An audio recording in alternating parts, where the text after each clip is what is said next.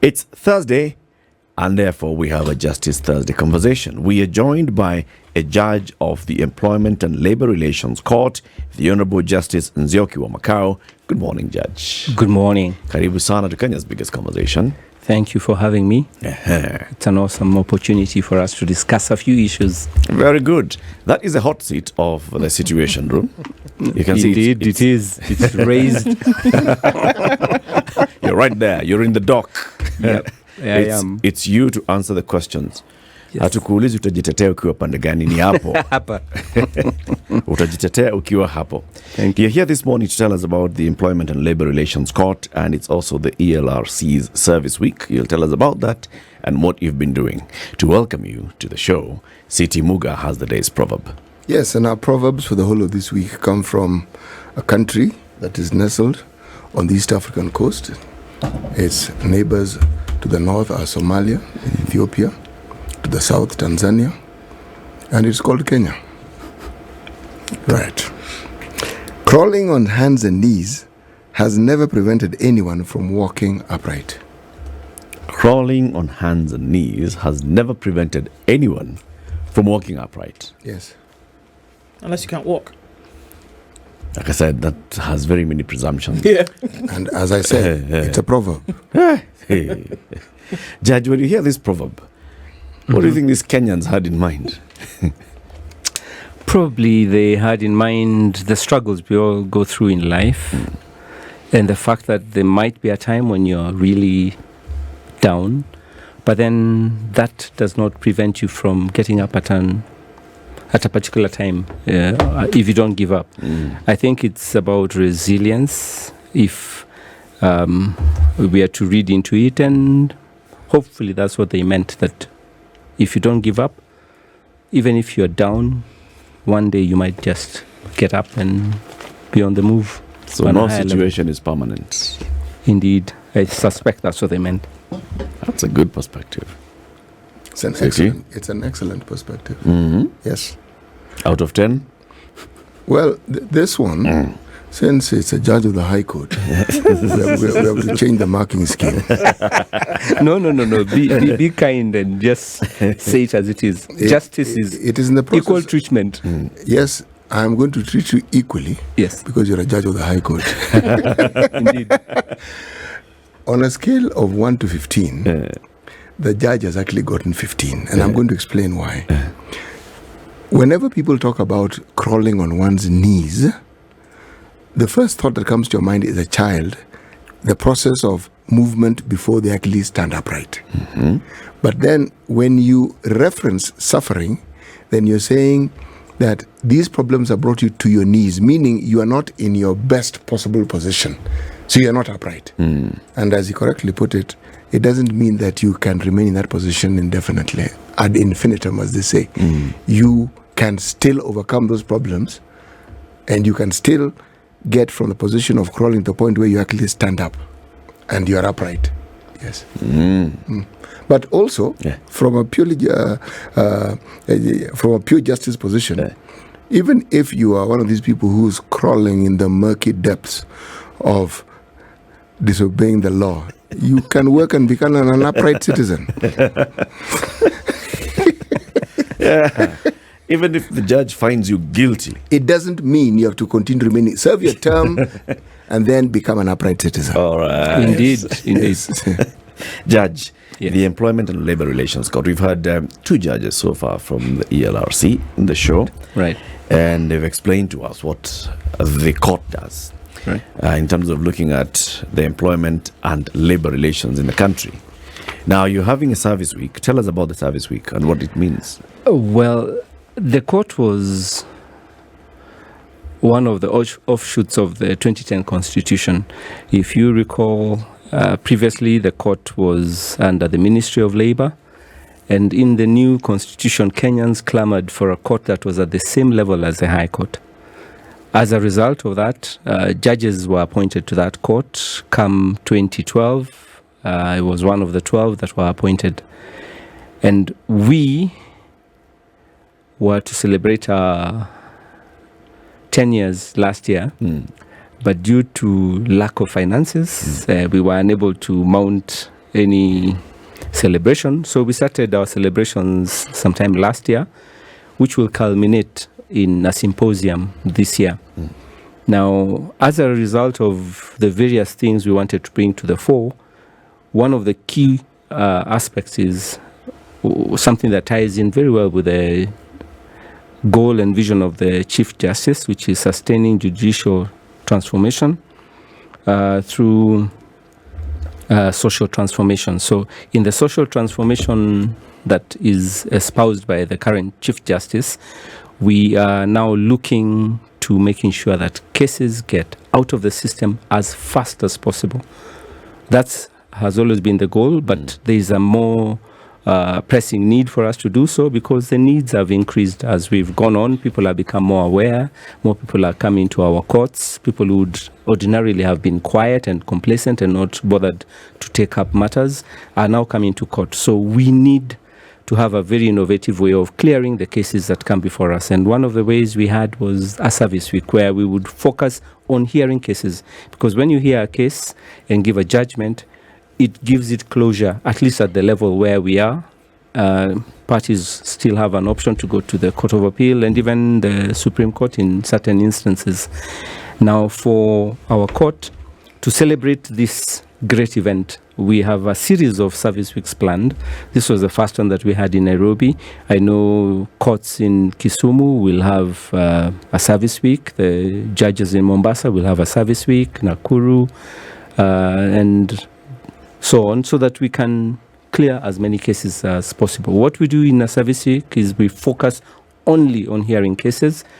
Of course, there'll be one or two other cases that will come up either for directions or mention, but the main goal of the service week is to have cases heard. So we had a service week, and during the service week, two of the judges who formed the Nairobi complement were unavailable.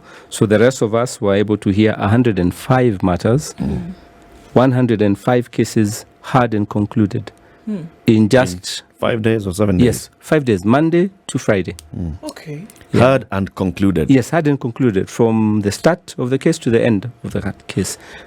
So I'm curious as to how that happens in 5 days when you have 105 cases heard, concluded, No. Judgment now is to come later after a while, because normally what advocates will say is that at the end of the case they want to file some submissions, and then you have a small window in which to do that, and then we give you a date for judgment. So then how come you're able to do that in 5 days, 105, and then not be able to do that during a regular... Yes, it's because now we took out every other thing. And what are these other things, essentially? Applications. Okay. And I think that's one of the things that really bogs the judicial system, because you have a case that might be ready for hearing, but somebody finds something to nitpick about, and so they'll come with an application, and that delays the whole thing, because when there's an application, you'll hear the application, give a decision. After your decision, there might be another application because of your decision, where they say, now give us a stay pending appeal. We want to go on a Court of Appeal. We do not agree with you on this point. And then you have to make a determination on that. And when you're done with that, the other side might start another application, so they can keep you in a circus of sorts. So in this case, there's a refusal for those things to happen. It's Eric and CT come before, during the service week, they come before and say, this is the issue. So we're saying, okay, hear your side, then let's go through the process and let's finish this thing today. What we do is that we pick out matters, first, which are old, which have been in the system for long. Okay. And two, which are ready for hearing, not at the beginning of the suit, meaning it's not a case that was just filed a week ago, Right. but one that has actually now, all the documents are on record, has matured. parties are ready to proceed. Ordinarily, it should be within a month of having filed, because ideally you file a suit, the other party has 21 days in our court to respond.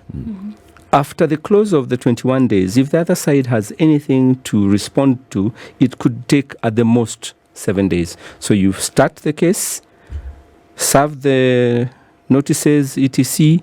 That should take you not more than a week, then 21 days, and then another 1 week. And in less than 2 months, the case can actually be ripe for hearing. Unfortunately, After the close of pleadings, sometimes that's when the party begins, where advocates or parties, clients start moving this thing around to the point that you don't get it heard.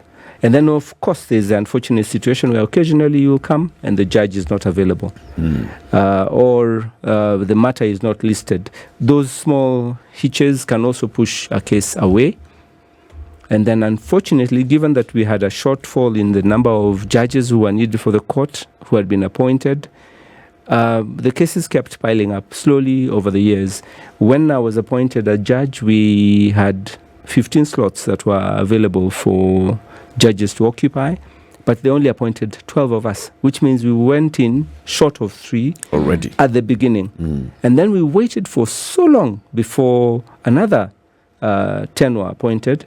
Unfortunately, before they were sworn in by the former president, one passed away in a road accident, a gentleman who we would have loved to have on the bench, someone who knew the law, someone who was very good in labor matters. He was called Mr. Okeche. Unfortunately, he passed on before he was appointed. He was one of the better judges of the employment court we didn't have to help move this discourse a bit forward. But thankfully now we have an additional 9 judges who are, as you probably might have realized, have helped move the ball forward. We are getting more cases resolved. Kisumu now has 2 judges. Mombasa has 2 judges. The judge who had been posted to Malindi went there and cleared all the cases, so they closed the Malindi station. So we are getting somewhere, at least. Right now, the cases from Malindi are handled by Mombasa, and it's comfortable. And so we are hopeful that over time, we will be able to meet the needs of the people of Kenya in having justice as speedily as it should be. So that's one of our hopes because of the numbers that we have.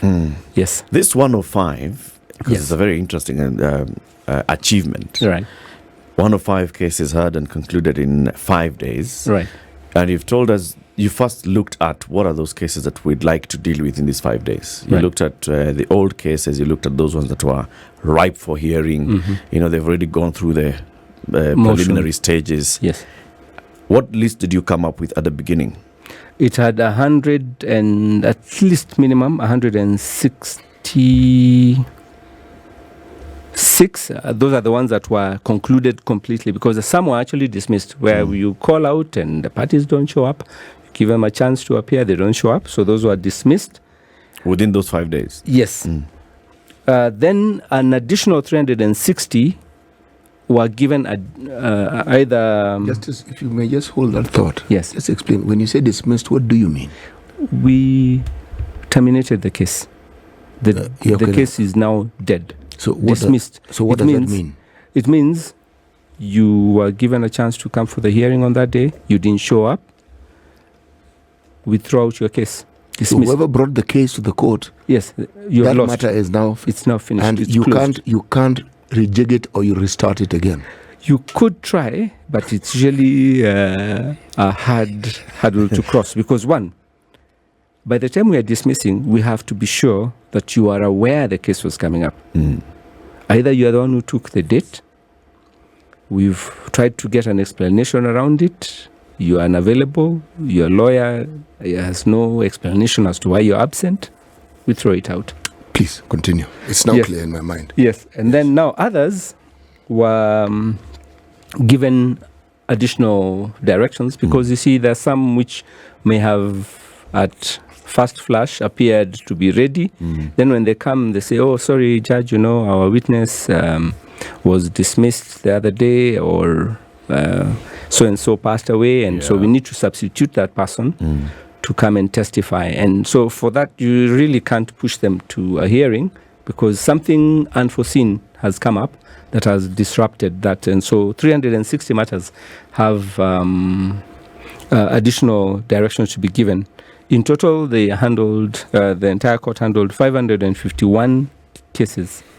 551 in that 1 week. In that 1 week? Yes, satisfactorily, because we had trade unions normally will come to register agreements they have with employers. We were able to register 53 of them, and then 38 were deferred for one reason or the other. Most of the time, we like getting a confirmation from the employer that they do not object to the document that has been presented, because the document goes from the union and the employer to the Ministry of Labour, who go through it, and then they forward. The Ministry of Labour is the one that forwards it to court. When it gets to court, you might find that because of economic circumstances, something may have changed, which the Ministry of Labour may have noted and said, this is an issue they need to look at as the people who are agreeing to this new arrangement. And so when it comes, the employer might say, with this economic times, maybe the increase I had proposed here, I may want to cut off 0.5% or maybe 1%. So they may need to go back and negotiate, or someone may have a change of mind. And so we give them the opportunity to object or accept the registration. If they all are in agreement, then it's registered. Register. Yes. How many judges handled these 551 cases? There were 10 judges. So that was a total of 50. That's 10 cases per day. On an ordinary day, like today, I have 2 hearings. So having an additional 8 means you really have to push yourself to do on your afterburners. Yes. So it's possible. It is possible if all parties are in agreement. Because you see, if, for instance, the 2 cases I have before me, I'm hopeful that the parties will be ready to proceed today. But sometimes you'll go to court and find someone not ready to proceed. Yes. What is the nature of these cases that we're looking at? Because that could pose as an element then of challenge when we're talking about the reason why maybe some of these cases take so much time. Well, our cases are between an employer and an employee, or a trade union and an employer, or the Federation of Employers and a claimant and a former employee of one of their clients. So it might just be narrowed to those areas. Though, of course, other issues may crop up in an employment dispute, such as constitutional issues, but mainly it's just employee-employer relations. Yeah, so that's what compounds it for me then. Because, you talk about the straightforwardness of some of these. It's clear who is going to be between. Former employer, employee, unions, etc., etc. Right. So then the details of why then it takes so long to be heard is not necessarily because of the nature of the case, but because of other intervening things. The like system, I told you, advocates know that they can come and ask for a stay, for example. So exactly. So it's external mischief here that could be played. Let me put it this way, and I hope some people don't want to crucify me after I say this. You see, if I am the one who's done wrong to you, Ndu, it is in my interests for that not to be concluded, because I do not want to face the consequences of what I did. So I'll play all manner of tricks to try and delay you getting that resolution that you want, the closure that you want, which is a judgment in your favor, or at least a determination on the issue that, yes, Nzioki wronged you. He should pay you this for having made sure that you worked overtime and never paid you, refused to give you leave, all those small things that employers do. So it could be one party may want to delay. The other side might be that the one who brought the case does not want it concluded either. Wants to keep holding it over the head of this employer. So that the employer always has to say, oh no, we are going back again. Oh, so they just wanted to punish the employer. Yes, that's exactly. it. My joy is just being a nuisance. Wacha niwasumbue. Wacha watanijua sasa. So you keep them in that system for a while, not really looking forward to the end of that case. Yeah. But the ones who definitely are keen to have matters concluded, we get cases resolved very quickly. There are some cases which you'll find on the website, Kenya Law, which were filed last year, and right now they're already concluded. Isn't it interesting then that, then as a judge of this court, then your hands are somewhat tied, isn't it? Because you know what these guys are up to. They know you know. They also know what's up, but you have to grant them a stay if they ask for it. You have to grant them many things. Not necessarily. What do you do? I believe I'm one of the ones. Some of them you are can not say, "Look, really I know like. what you're doing." Yeah, And we're because You are the unpopular ones. I'm one of those because I do not like people dancing around something when they can actually have it resolved. And when I went to Nyeri, I was there very briefly in 2018, 2019, and my reception was at first a bit lukewarm because lawyers they didn't understand why I'm really pushing them to have cases determined. But by the end of the first few months, I think it was about 4 to 5 months, they realized it was to their advantage because they were getting cases resolved quickly. If they disagreed with my decision, they could go to the Court of Appeal. And at that time, because there was a Court of Appeal sitting in Nyeri, they could get their cases tracked quickly and they have a determination. So in my service there, I ended up doing something that hadn't been done in a while, I believe. I cleared 497% of the cases that are there. So I left the station. By the time I was coming to Nairobi, Justice Maraga just kept telling me, "Nzioki, I think you need to close this place. Come to Nairobi where there are more cases." Where there are more cases. So he brought me to Nairobi on 2 or 3 occasions to hear cases because I didn't have so many in Nyeri. So I'd come in for a week, hear cases in Nairobi, go back to Nyeri, and then deliver judgments for the cases in Nairobi, the ones in Nyeri. I handled Meru as well. And so we were able to clear quite a lot. And I had 2 gentlemen to thank that for. That is Mr. Mugambi and Mr. Odinga.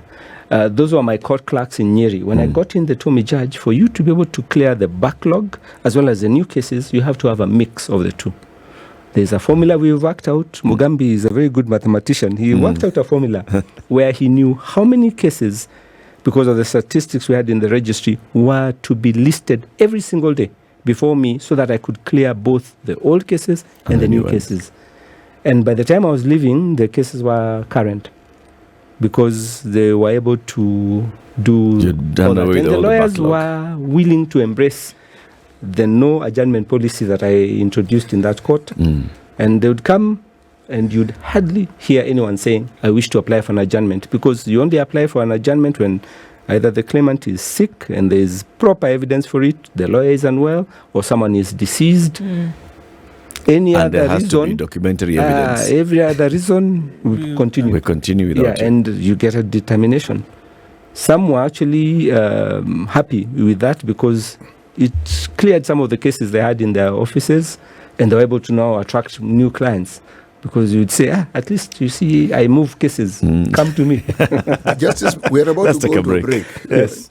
Anyway, I'll answer the question after the break. Hold it. Yes. Hold it. Justice Nzioki of Makau is a judge of the Employment and Labor Relations Court. It's been in operations for how long now? For 11. This is the 11th year. 11th year. The 11th year. And he's been there since the beginning. So this court basically is, what do we call those courts? It's a what court of? It's of the same status as the High Court. Yes. So it's a High Court, Environment and Land Court, Employment and Labor Relations Court. There we go. Though I got the order wrong, I might be crucified by others. It's supposed to be High Court, because that was the original court that was there, then the Employment and Labor Relations Court, and the last court that was inaugurated was the Environment and Land Court. In the same year, though, in November of 2012, ours was in July. Okay. Yes. Same year. Previously, this was under the Ministry of Labour as the Industrial Court. Yes. We are talking about the work that they've been doing at the Employment and Labour Relations Court. They concluded the Employment and Labour Relations Court Service Week as they are marking their 10 years in office on the 11th year. Well, because of various other factors that he's told us about.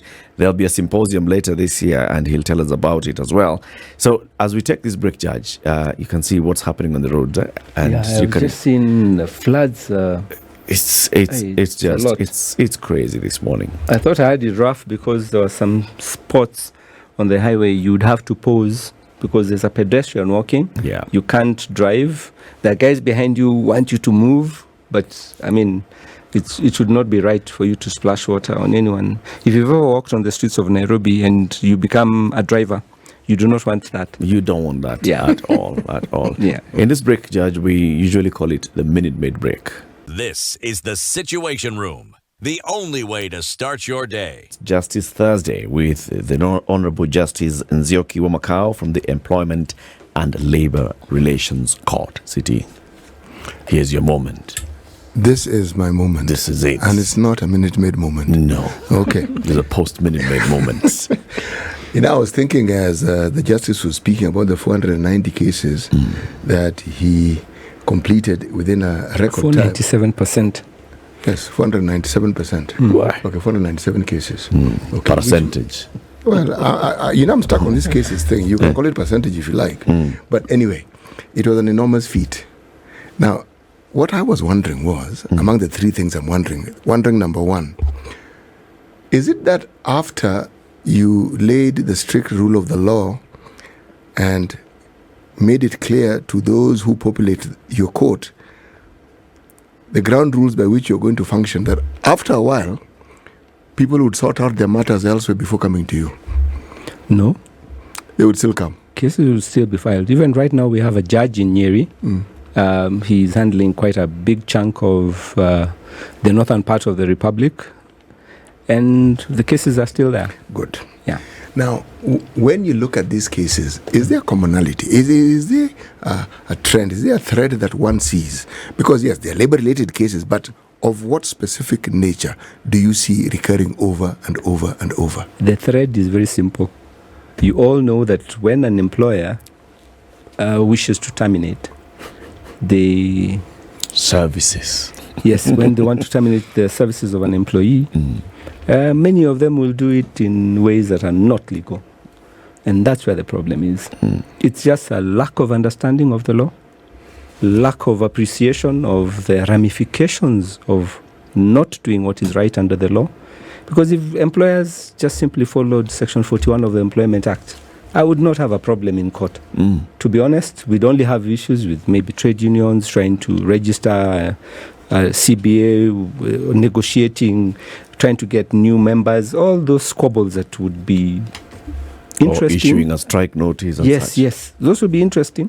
But we would not be stuck in this rigmarole of hearing an employee who was told, just get out of my office. I don't care, go. And the employee goes. The employee goes, but he'll come to court for something the employer could simply have said, this is the way I need to operate. I need to operate within the law. The law says I need to let this employee know the reason why I'm getting rid of this employee. I need to have the employee with a person of their own choice listening to this explanation and then listening to what the employee has to say and then making the decision to terminate or not. If that was done, we would not be here. And unfortunately, most employers know the law. They just refuse to obey the law. Why do you think they refuse to obey the law, Judge? Because of impunity. Is it only that? Is it impunity only on the part of the employer? Well, most of the disputes you'll see are not employer versus employee. Most of the disputes in our court will be employee versus employer. Why? The employee is aggrieved. Yes. Why? Because the employer has said, I don't care. I will do whatever I want. And by the time this person gets justice in our court system, it will take time. They will suffer. Some even give up. Yeah. Let's flip the coin just a little bit for this conversation, just to spice it up. Okay? You have this employee who is basically just... Okay, you know what I mean. He's just creative. You know what I mean. Okay? There you go. You have tried talking to them and all, and then they are... So you've come to the end of the tether and patience and everything. And okay, so if I start this whole process of, okay, the first time I show cause letter, shall have a disciplinary hearing, welcome them to a disciplinary hearing. This is basically dragging my time, and the time of other employees whom will have to sit as witnesses into this, just dragging us. Eric, and this... Let me ask, how many minutes? The employee needs to get out of here. No. How many minutes of your time will you waste there? The maximum period you'd spend is 2 weeks. Suspend the employee, listen to the employee, make your decision. 2 weeks, 14 days only. It took longer for the floods in the days of Noah. 14 days only. Surely. And you go through that and process. Then most employees, once you take them through that process and you are fair in how you do it, many of them won't bother coming to our court. And 2, if they come to our court, I'll be very happy to dismiss the case. Because they've gone through the process. Yes, and they have no reason bringing the employer before me. There are some where you'll find, if you read, where we say, case dismissed, employee to pay the costs. Because why are you dragging this employer to court, and you know very well that you are taken through the process, you are wrong, you know it. Others even admit it in writing, then they come to court, surely. So then we're saying, essentially, that the majority of the cases that we see, at least between employer and employee, is because there was a procedure at the organization that was not carried out in the manner in which it ought to have been. And the law. Yes. And then this individual then ends up being aggrieved. Yes. Not necessarily. So is it possible then that this employee, this individual, may have actually been in the wrong, but because of procedural and legal issues, certain things were not followed, and this person could actually come out and have a case won in their favor? Yes, we've had so many in our court. If the employers were just a bit more intelligent and decide to follow the law, they would save themselves a lot of money. They would. They would never need... Sorry, I'm being a bit unkind. They just need to follow the law. Simple. Follow the law. It's follow the law. If you just follow the law... It's blanket. The law is clear. It helps you in the long run. You don't end up paying for something that you know it was right for me to let go of this employee, but because I used emotions instead of logic and reasoning, I end up paying again. So the best is follow the law. So the advice to any employer is... follow the law. At that moment when you are really livid, take a moment, calm down. Take some Minute Maid. Count 10 minutes. Calm down. 10 times. Go and look at the law. Think through the next steps. Yes, and before then call you actually your take HR the and tell them, please, process this. I have this issue, so and so. And then have the law followed. Once that's done, you're covered. Context, though, Judge. Many of the cases that you were talking about, if you look at the scale and size of the employer, many of them are SMEs, aren't they? Some are, but you also have big shots who don't follow the law. What's the percentage?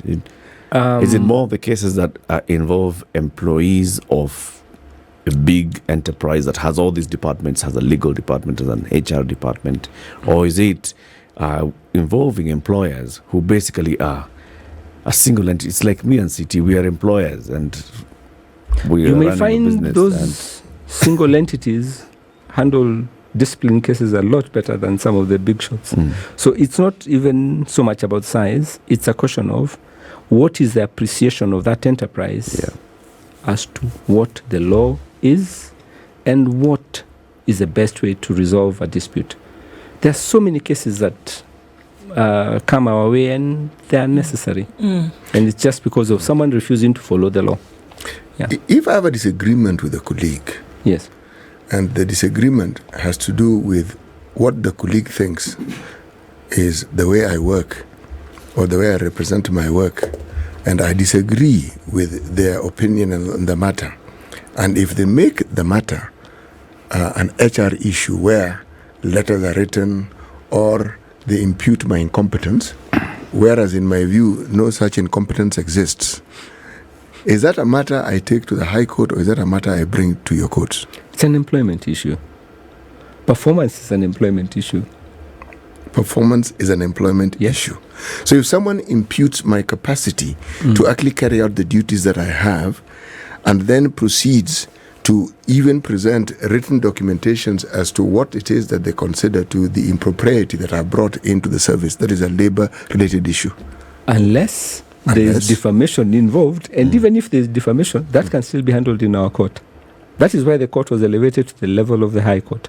If there is a labor issue that exists, and that labor issue touches on the other periphery issues such as defamation, you can file a suit for the resolution of the labor matter All right. alongside the defamation. You don't sever the case. We don't tell you now for defamation enter high court. Yeah, we deal. You deal with it. Yes. And when judgments on such matters are issued, what is the level of kind word compensation that your courts? There are some generous awards that have been made by that court. Yeah, there are generous awards that have been made by the court. Is there It all depends on the person aggrieved, the kind of breach that took place, because you see some of these things are just so outrageous that the employer or the person involved has to be sufficiently punished by way of those damages. is there a set limit? No. It's discretion of the judge. You remember, I have said you have to show the damage that was caused to you. Yes. And I cannot give you as a judge more than you asked for. So You say I was defamed, as my employer dismissed me. This is what they did. They published this in the newspapers. They did this online. You put a figure on it. If your magic number is 10 million, that's the maximum I can give you. Yeah. If it is more and you prove it, you will get it. If it is less and you prove it, you will get it. So it all depends on where you place yourself. Enforcement, though. I can assure you our orders are normally obeyed, even by the Republic. Even by the government. Even Yes. by the Republic. I gave an order that was not very pleasant to some people. I stopped the appointment of CSs at one point, Yeah. and they obeyed it. Parliament didn't proceed with the vetting. With the vetting. They did not take any step. They waited for the case to be determined. Once the case was determined, they were able to now proceed. Because we've been asking Dennis Itumbi to buy us some lunch. He got some good orders from the courts on the matter of how he was dismissed in the previous administration. He's just been sworn in this morning as a CAS. So Dennis Itumbi kumbe alipata pesa na anasema hakupata. Judge, Andrew Flanking is asking, are there cases that come before your court and you can clearly see this does not belong here? Actually, we don't have jurisdiction for this. Or maybe you do, but then it would better be handled by another court. For example, he's asking, are there cases that come to your court that should actually be in the small claims court? There are cases that come to us which could be in the correct forum, which should be the magistrate's court. Unfortunately, if you file a case in our court and it is meant to be in the other court, decisions have been made that you cannot transfer that which is an illegality. So we will not transfer the case. The only time we can transfer a case to the magistrate's court is if the case was filed long before we separated the magistrate's court matters from our court matters, and then you can push it to the magistrate's court. Otherwise, ideally, if it was meant for the magistrate's court and is filed in our court, you cannot transfer it downwards. You let them go and file at the magistrate's court. I see. So then linked to that, does the alternative justice system, does it play out within your court as well? Indeed it does. And then are there provisions as well for things like mediation, or must it then go through? One of the things actually that was very, very well laid out, even before the start of this court, was a process of conciliation and mediation at the Ministry of Labour. I don't know whether you've heard of labour officers or conciliators. They normally are officials from the Ministry of Labour who are in various outposts, and when a dispute arises, a report is made to the labour officer. When the labour officer receives the report from the employee or employer, because employers also make reports, the labour officer will try and resolve that dispute by mediating between the two parties. If the parties feel the mediation should not be at that level, they write to the minister requesting for a conciliator to be appointed. Now, a conciliator takes the role of an arbitrator whose determination will be binding on the parties, and the only recourse is for them to come to our court if they wish to reverse what the conciliator holds. So the conciliator is appointed by the minister. Parties give their submissions to the conciliator makes a report, and that report binds the parties.